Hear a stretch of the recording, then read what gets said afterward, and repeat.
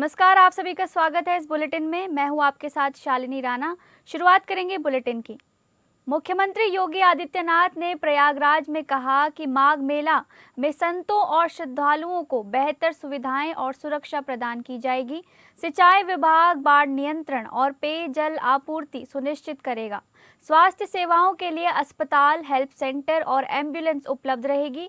मेला क्षेत्र में साफ सफाई, शौचालय और प्रकाश की व्यवस्था की जाएगी। सुरक्षा के लिए पुलिस थाने और अग्निशमन चौकियां स्थापित की जाएंगी। यातायात नियंत्रण और भीड़ प्रबंधन के लिए विशेष बसें चलाई जाएंगी। मुख्यमंत्री योगी आदित्यनाथ ने प्रयागराज में कहा कि माघ मेले में कल्पवासियों, संतों और श्रद्धालुओं को उत्कृष्ट सुविधाएं मिलेंगी। इसके साथ ही सुरक्षा के भी तगड़े प्रबंध होंगे। AIE कैमरों से मेला क्षेत्र की निगरानी होगी। उच्च क्षमता के कैमरे भी लगाए जाएंगे। पहली बार माघ मेला टेंट सिटी बसाई जाएगी, जिसमें 200 कैंप होंगे। पहले सिर्फ कुंभ और महाकुंभ में ही टेंट सिटी बसाई जाती थी। माघ मेला की तैयारी करने, मां गंगा का पूजन और बड़े हनुमान जी का दर्शन करने का अवसर प्राप्त हुआ है। लगभग 9 महीने के बाद यह अवसर फिर से मुझे प्राप्त हुआ कि मां गंगा का पूजन करके माघ मेले की इस बैठक को हम आगे बढ़ा सकें। इस बार माघ मेले की तैयारी के लिए भी उस प्रकार की व्यवस्था हम लोग देने का प्रयास कर रहे हैं। खासतौर पर पेंटून ब्रिज की, इसमें पहले तो माघ मेले की जो तिथि है, इस बार यह लगभग 15 दिन पहले आ रहा है। 3 जनवरी को पौष पूर्णिमा है, 15 जनवरी को मकर संक्रांति, 18 जनवरी को मौनी अमावस्या, 23 जनवरी को बसंत पंचमी, 1 फरवरी को माघी पूर्णिमा और 15 फरवरी को महाशिवरात्रि। ये 6 स्नान होंगे, जिनमें कल्पवासियों की संख्या पौष पूर्णिमा 3 जनवरी से लेकर के 1 फरवरी तक उनकी बड़ी संख्या रहेगी। और कमोवेश यहाँ देखने को मिलता है कि 20 लाख से लेकर के 25 लाख कल्पवासी इस पूरे मेले में 1 माह का यहाँ प्रवास करते हैं। और इस एक महीने के अपने प्रवास के दौरान यहीं पे माँ गंगा के सानिध्य में उनकी साधना चलती है, कठिन तपस्या चलती है। तो यह तो रहेंगे ही, लेकिन इन मुख्य स्नान जो पर्व पड़ेंगे, इन प्रमुख तिथियों पर बड़ी संख्या में श्रद्धालुजन स्नान करने के लिए आते हैं। और हमारा अनुमान है कि लगभग इस पूरे दिन, इन पूरे लगभग 1.5 महीने के दौरान भारत के लौह पुरुष सरदार वल्लभ भाई पटेल की 150वीं जयंती के अवसर पर देवरिया जनपद में भाजपा के सदर विधायक डॉक्टर शलभ मणि त्रिपाठी के नेतृत्व में भव्य पदयात्रा निकाली गई, जिसमें प्रदेश सरकार के जल संसाधन कैबिनेट मंत्री स्वतंत्र देव सिंह के मुख्य अतिथि इस पदयात्रा में शामिल हुए, जो महाराजा अग्रसेन इंटर कॉलेज से शुरू होकर सिविल लाइन होते हुए राघव नगर हनुमान मंदिर होते हुए शहीद रामचंद्र की स्मारक स्थली पर पहुंची। इस भव्य पदयात्रा में सैकड़ों भाजपा नेताओं व कार्यकर्ताओं के साथ बड़ी संख्या में NCC छात्रों ने भी प्रतिभाग किया।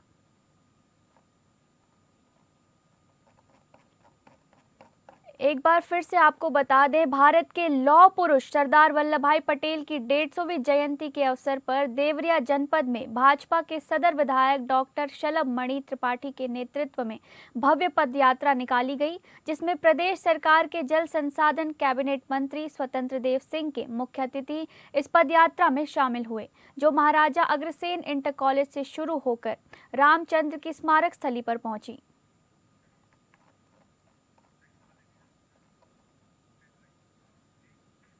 धार्मिक नगरी अयोध्या में राम मंदिर में आरंभ हुए धार्मिक अनुष्ठान 25 नवंबर को दी जाएगी, जिसके बाद ध्वजारोहण कार्यक्रम संपन्न होगा।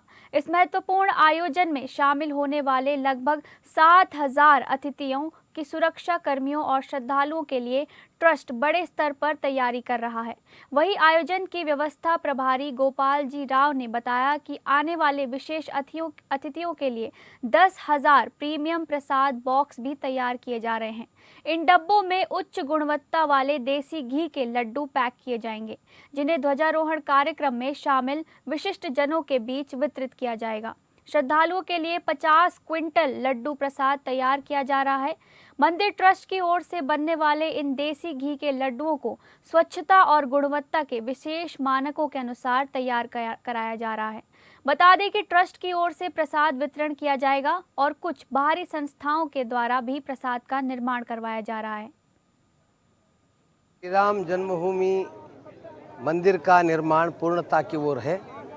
25 तारीख विवाह पंचमी के शुभ अवसर पर राम मंदिर के शिखर के ऊपर ध्वजारोहण हो रहा है।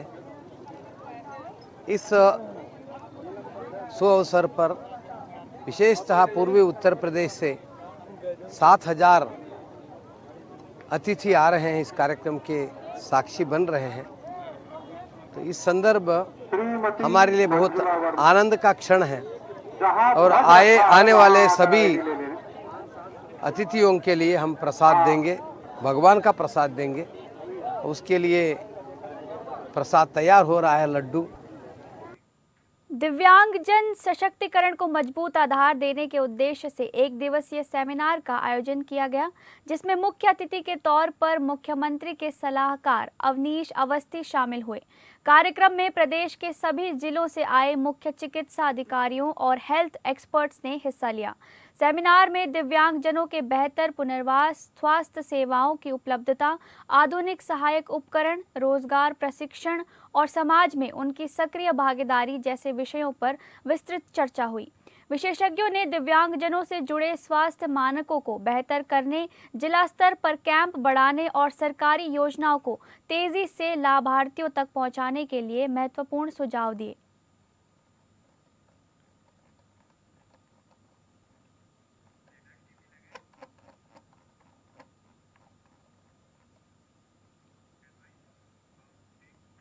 महोबा जिले के कुलपहाड़ कस्बे में लौह पुरुष सरदार वल्लभ भाई पटेल की 150वीं जयंती के उपलक्ष्य में भारतीय जनता पार्टी द्वारा एकता संदेश यात्रा का आयोजन कर देश की एकता और अखंडता का संदेश दिया गया। यात्रा का नेतृत्व उत्तर प्रदेश सरकार के राज्य मंत्री स्वतंत्र प्रभार धर्मवीर प्रजापति ने किया। यात्रा में शामिल स्कूली बच्चों, भाजपा कार्यकर्ताओं, पदाधिकारियों सहित कस्बा के लोगों का बुलडोजर से पुष्प वर्षा कर जोरदार स्वागत किया गया। संदेश यात्रा के दौरान हाथों में तिरंगा लिए भाजपा कार्यकर्ताओं, पदाधिकारियों एवं छात्र छात्राओं द्वारा लौह पुरुष अमर रहे के उद्घोष लगाए गए। सरदार वल्लभ भाई पटेल उनकी 150वीं जयंती के उपलक्ष्य में संपूर्ण भारत में एक ऐतिहासिक यात्रा के माध्यम से आम जन तक उनके जीवन चरित्र को, उनकी राष्ट्र की एकता भावना को पहुंचाने का जो प्रयास किया है, मैं उनके हृदय से उनका धन्यवाद करता हूँ। इस यात्रा का उद्देश्य ये है कि हमारे लंबे कालखंड तक कांग्रेस की सरकार के अंदर नहीं, लेकिन ऐसे महापुरुषों को इतिहास से दूर रखा गया। आज मोदी जी के नेतृत्व में से सरकार बनी केंद्र में, ऐसे महापुरुषों को, आम जनता को, उनके जीवन चरित्र को, देश के लिए उनकी भूमिका क्या रही, राष्ट्र निर्माण भूमिका की, वही कर लेंगे। स्कूल के बच्चों को क्या संदेश देना चाहते हैं वल्लभ भाई पटेल? देखिए, सरदार वल्लभ भाई पटेल के जीवन से हमें सीखना चाहिए कि राष्ट्र प्रेम की भावना, देश के लिए, समाज के उत्थान के, राष्ट्र के लिए उन्होंने जो अपना जीवन समर्पण किया, ऐसे हम सबको प्रेरणा लेनी चाहिए। बाराबंकी जिले में 9 साल पुराने एक दर्दनाक हादसे पर सुप्रीम कोर्ट की सख्त कार्रवाई से पूरा सिस्टम हिल गया है। ये कार्रवाई उस किसान कैलाश की मौत के मामले में हुई जो 2016 में ट्रांसफार्मर के पास खुले पड़े बिजली के तारों की चपेट में आकर मौके पर ही जान गंवा बैठे थे। जिले के मसौली थाना क्षेत्र के बाद गांव के मृतक कैलाश की पत्नी शिवदेवी और उनके बेटे अशोक कुमार जो 2017 में लगातार न्याय के लिए अधिकारियों और दफ्तरों के चक्कर काट रहे थे, लेकिन न मुआवजा मिला न सुनवाई। मजबूर होकर परिवार को अंततः सुप्रीम कोर्ट में याचिका दाखिल करनी पड़ी। कोर्ट ने मामले को गंभीर मानते हुए कुर्की का आदेश दिया और आज 9 साल बाद न्याय की पहली किरण परिवार को दिखाई दी। तहसील प्रशासन की टीम, जिसमें जॉइंट मजिस्ट्रेट गुंजिता अग्रवाल व रामनगर पुलिस शामिल रही, बिजली विभाग के कार्यालय पहुंची और कोर्ट द्वारा निर्धारित करीब 10 लाख रुपए की कुर्की प्रक्रिया पूरी की।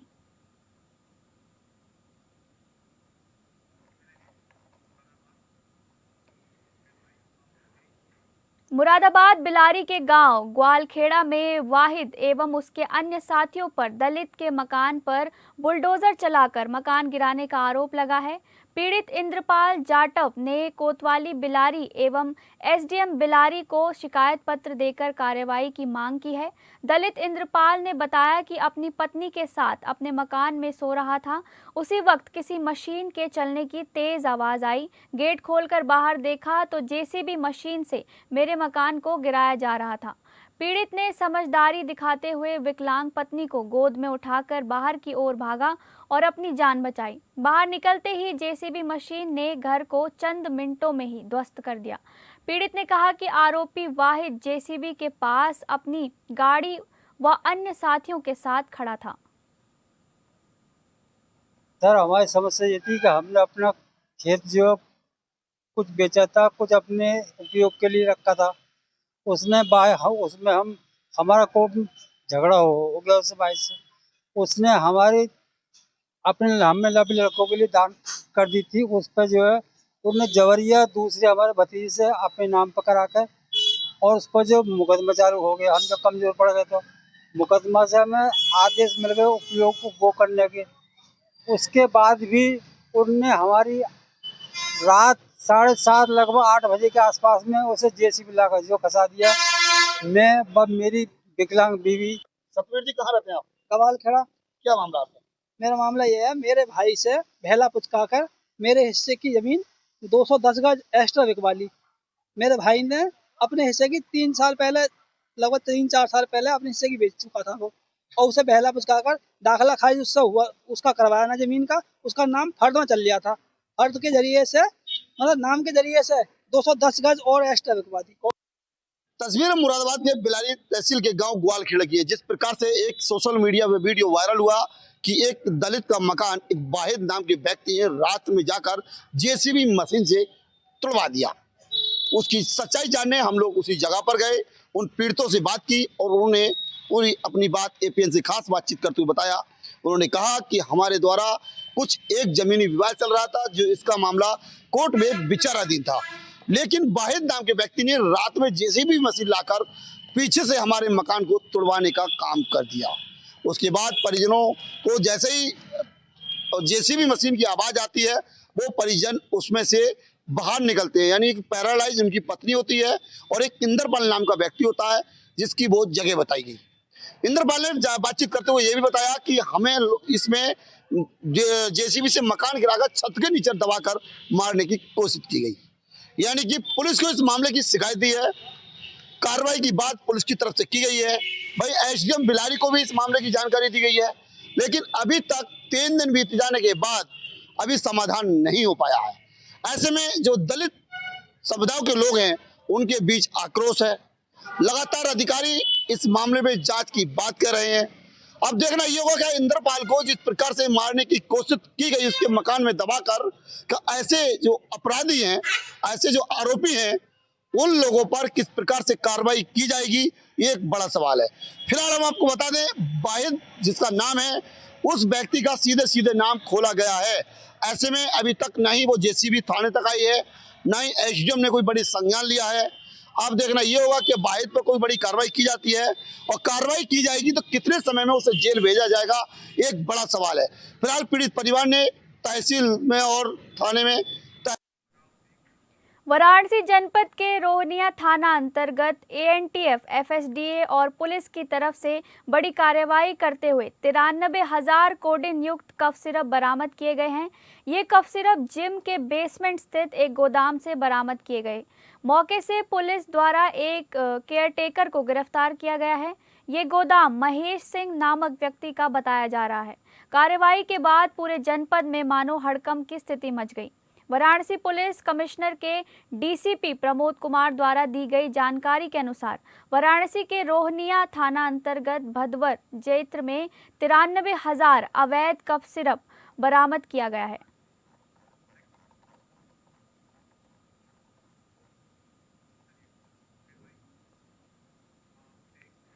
हरदोई के बिलग्राम कोतवाली क्षेत्र में दबंगों द्वारा 2 युवकों के साथ अमानवीय हरकत किए जाने का मामला सामने आया है।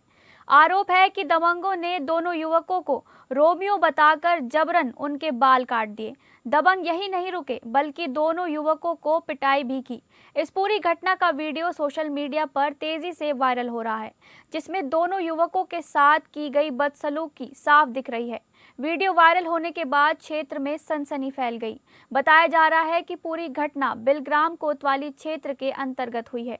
पुलिस अब मामले की जांच में जुटी है।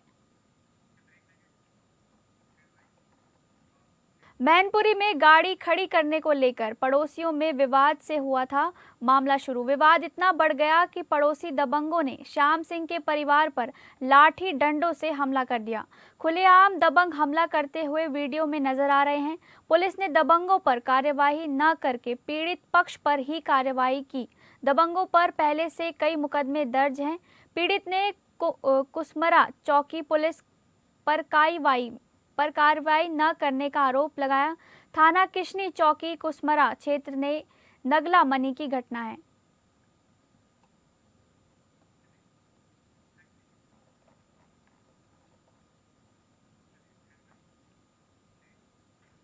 बस्ती जिले में एक सनसनीखेज मामला सामने आया है। बीते 15 नवंबर को युवक की शादी बड़े ही धूमधाम से हुई, लेकिन उसको क्या पता था कि यही शादी उसकी मौत की वजह बन जाएगी।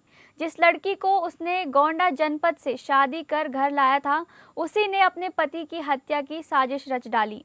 अभी उसके हाथ की मेहंदी भी नहीं उतरी थी कि उससे अपने पति का प्रेमी के साथ मिलकर कत्ल कर दिया। जब लड़की अपने ससुराल से घर गई तो उसने प्रेमी के साथ मिलकर खौफनाक साजिश रची। हत्याकांड की अंजाम देने के लिए उसने प्रेमी लड़के के ससुराल पहुंचा और उसके पति को घर से रास्ता पूछने के बहाने बाहर बुलाया और गोली मार दी।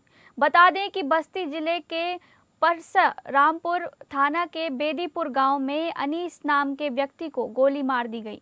गंभीर अवस्था में उसे अयोध्या जिला अस्पताल में भर्ती कराया गया, जहां पर इलाज के दौरान युवक की मौत हो गई। पुलिस ने जब मामले की जांच शुरू की तो चौंकाने वाला खुलासा हुआ। मृतक अनीस की इसी महीने 15 तारीख को शादी हुई थी। गोंडा जनपद की रहने वाली रुखसाना से उसका निकाह हुआ था। शादी के बाद विदा कर दुल्हन को घर ले आया, लेकिन उसे क्या पता था कि उसकी पत्नी ही उसकी जान लेने वाली है। जब दुल्हन अपने मायके गई तो बस्ती जिले के गौर थाना क्षेत्र के रहने वाले रिंकू से उसने मुलाकात की। रुखसाना और रिंकू के बीच बीते 3 से 4 सालों से प्रेम प्रसंग चल रहा था।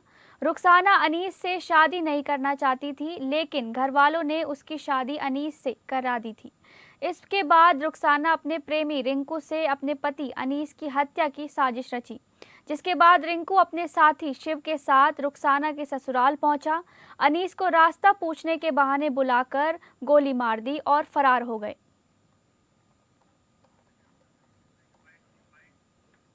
जिसमें कि एक व्यक्ति जो है वो घायल अवस्था में अपने घर से थोड़ी दूर पे पड़ा हुआ है। उसको अस्पताल ले जाया गया। तत्पश्चात उसको अयोध्या के मेडिकल कॉलेज में रेफर किया गया, जहां उसकी दुखद मृत्यु हो गई। इलाज के दौरान पता चला कि उसको गोली लगी है।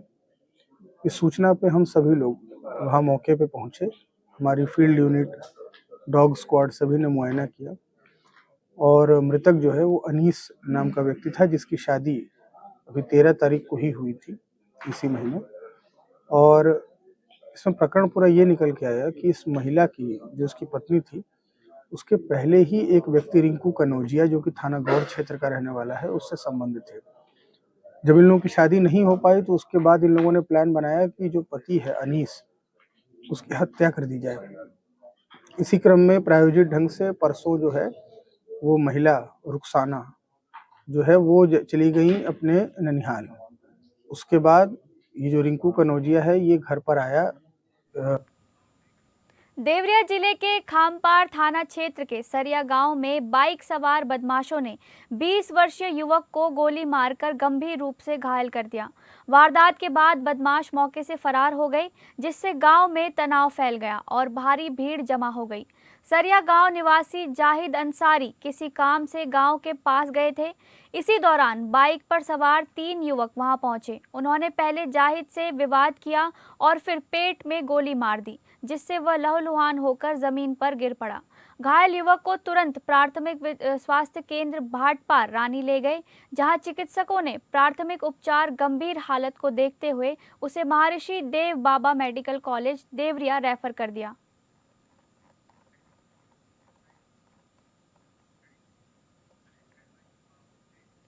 अमरोहा के थाना सैद नगली क्षेत्र के हुसैनपुर गांव में एक दिल दहला देने वाला मामला सामने आया है। 25 वर्षीय विवाहित रोशनी की संदिग्ध परिस्थितियों में मौत हो गई, जिसके बाद पूरे इलाके में हड़कंप मच गया है। शुरुआती जानकारी के मुताबिक रोशनी ने कथित तौर पर जहरीला पदार्थ खा लिया, जिसके बाद उसकी हालत बिगड़ गई और देर शाम मौत हो गई। मृतका के परिजनों ने गांव के ही युवक उमेश पर रोशनी को ब्लैकमेल करने का गंभीर आरोप लगाया है।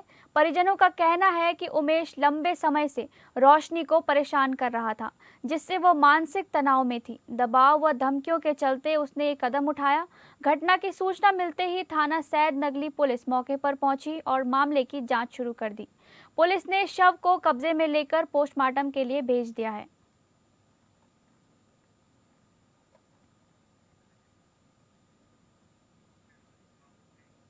अमेठी में एक बार फिर तेज रफ्तार का कहर देखने को मिला। बुलेट सवार और डीसीएम ट्रक में जोरदार टक्कर हो गई। हादसे में 3 लोगों की मौत हो गई। पुलिस ने तीनों मृतकों के शव को कब्जे में लेकर पोस्टमार्टम के लिए भेज दिया। आगे की कार्रवाई में पुलिस जुटी हुई है।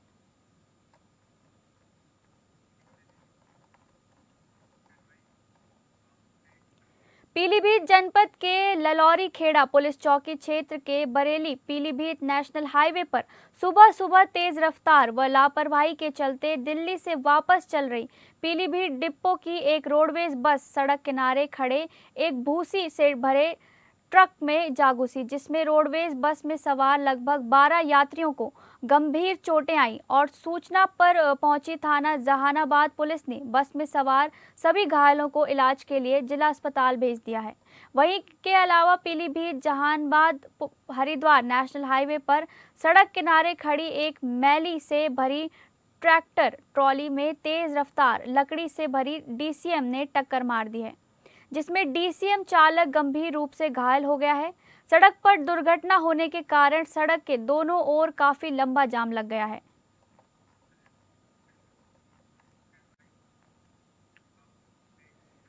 पीलीभीत के थाना बरखेड़ा पुलिस द्वारा ग्राम गाजीपुर कुंडा में वाहनों की चेकिंग की जा रही थी।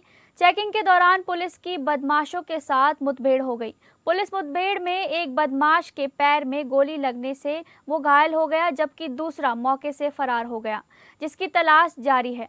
घायल बदमाश को उपचार के लिए सीएचसी बरखेड़ा भेजा गया, जहां उसकी स्थिति सामान्य होने के बाद गिरफ्तार कर उसे जेल भेज दिया गया।